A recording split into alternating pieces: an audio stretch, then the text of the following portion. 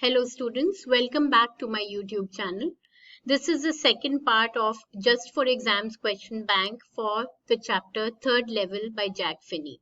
This is the first chapter of your Vistas textbook of class 12. In the previous video, I have discussed about only the text questions, and that took a lot of time. There were around 7-8 text questions, which took some time in a 12-minute video. In this video, I'm going to deal with important short answer questions, and apart from that, a session of long answer questions. So the short answer questions, every time I always remind my students, the short answer questions have to be written in a very, very concise manner. They have to be written in 30 to 40 words and always underline the content points. Here I'll be stressing upon the content points, and those content points have to be underlined because that is the key to which will help us to understand that yes, that is similar to the answer key that is provided to the examiners while examinations are when answer sheets are being checked for board exams. So let's look at the first question for short answer questions. What, according to the psychiatrist, was Charlie's problem? See, Charlie told the psychiatrist about his belief in the existence of the third level at the Grand Central Station. But Sam said that it was actually only a waking dream wish fulfillment. This is one of the content points. The psychiatrist also added that since Charlie was maybe unhappy because of uncertainty and insecurity, fear, war, and worry, which are all, ingredients of a modern world, that maybe he just wanted to escape. So the content points become waking dream wish fulfillment and the insecurity fear of modern world. The second question asks, what did the psychiatrist think about Charlie's stamp collection? Why did Charlie not agree with him? Well, the psychiatrist thought that Charlie's stamp collection was a temporary refuge from reality. Charlie did not agree with him because his grandfather, for whom things were nice and peaceful and who did not need refuge from reality, also collected stamps. So you can say the content point here that it being a temporary refuge from reality and not agreeing because his grandfather lived in an era which was nice and peaceful. Question number 3 is, how does Charlie describe himself? Well, Charlie describes himself as an ordinary guy, 31 years old. He wore a tan gabardine suit and a straw hat with a fancy band. He was just like other men he passed on the road, and he was not trying to escape from anything at all. All these points are important, so all of them are content points. Question number 4. This should actually be question number 4, so I'm just letting it be. Why does Charlie feel that Grand Central is like a growing tree? See, Charlie has visited the station so many times. This is not the first time he's visiting it. And no matter how many times he visits it, he ends up in some other corridor, in some subway, which he has never visited before. So it's just like a long tunnel, and it's like roots that are actually growing every now and then like a tree. So the Grand Central is like a tree, and the subways and the passages and the new doorways and staircases are all equivalent to roots of a tree. The next question, which should actually be question number 5, what idea did Charlie have about the tunnel, and why didn't he tell the psychiatrist about it?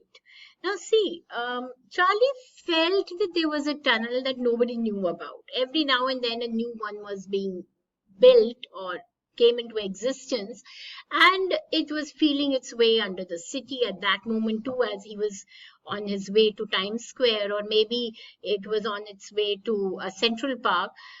He felt somewhere that the Grand Central, yes, was like an exit, a way of escape, and perhaps that's how he got into the tunnel. But he didn't want to tell it to the psychiatrist friend because he would not have believed him and would have wanted to treat him for some psychological problem. The next question, how did Charlie make sure that he had actually traveled in the past? Well, he went specially to the newsstand to the newspaper. He picked up that newspaper, which was The World. And that was a newspaper that was no longer published in the modern world. He later discovered through the public library files that it was actually printed on July 11th, 1894. Okay?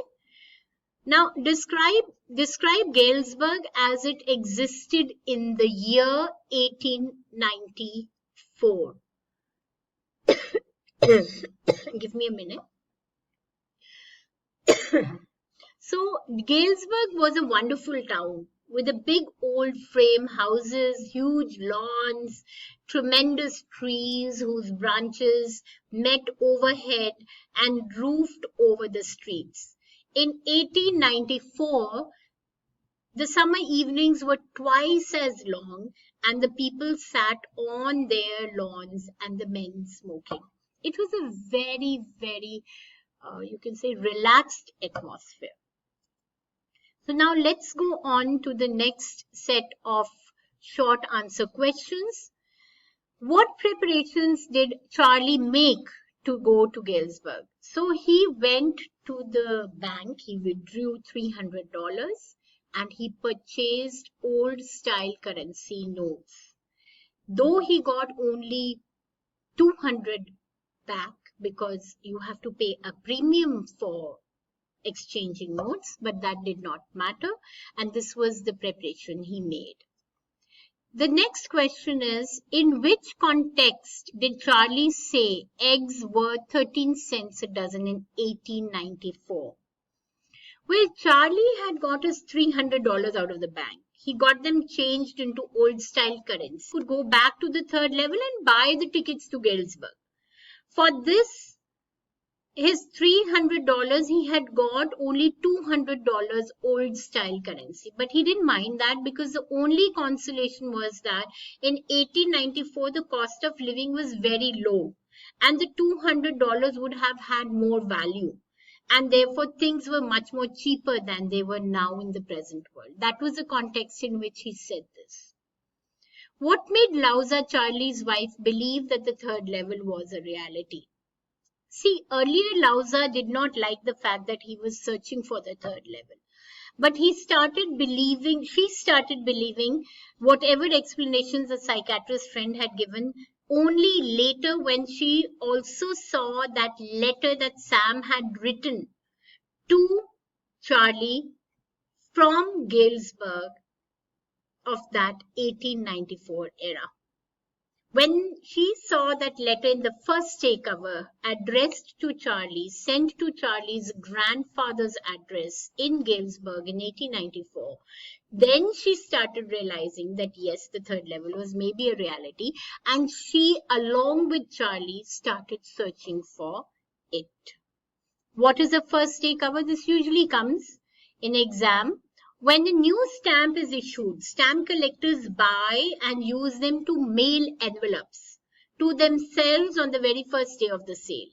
And that postmark proves the date.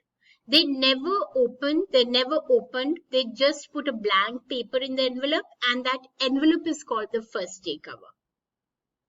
Who had sent the first day cover and what was written on it? Well, that first day cover was actually sent by Sam. He had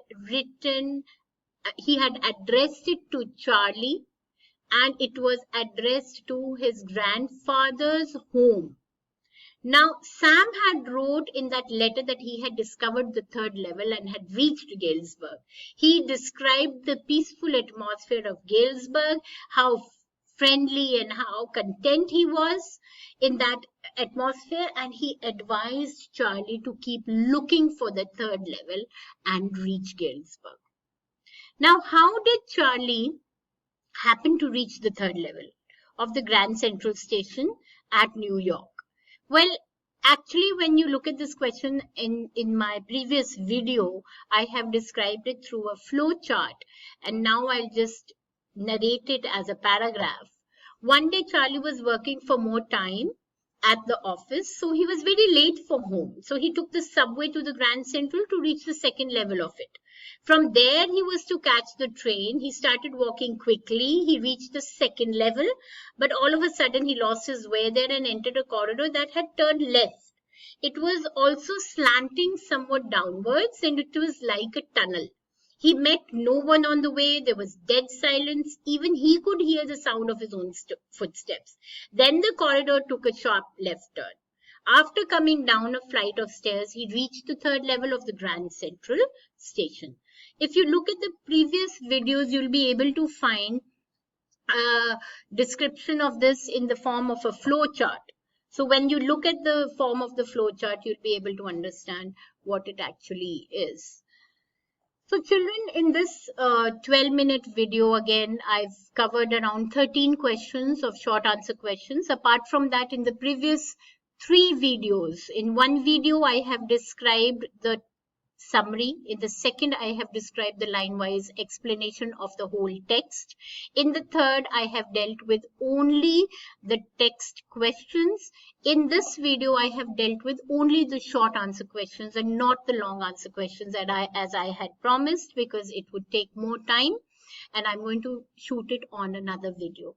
That video will also be hardly for 10 to 15 minutes. These are a set of 5 long answer questions which I'm going to take up in the next video. So I hope to see you there. Thank you so much, and I hope I've been able to do justice in explaining these set of questions. Bye bye. See you till then.